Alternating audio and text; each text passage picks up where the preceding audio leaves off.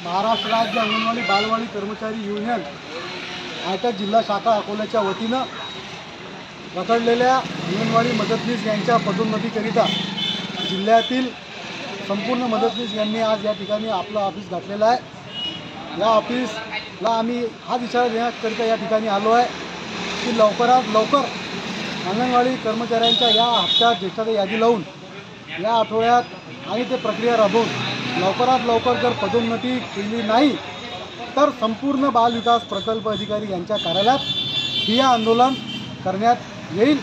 हेच या आजच्या या निवेदनाद्वारे सरकारला आणि संपूर्ण बाल विकास प्रकल्प अधिकारी कार्यालय आणि जिल्हा कार्यक्रम अधिकारी यांना निवेदन देण्यात आलेलं आहे।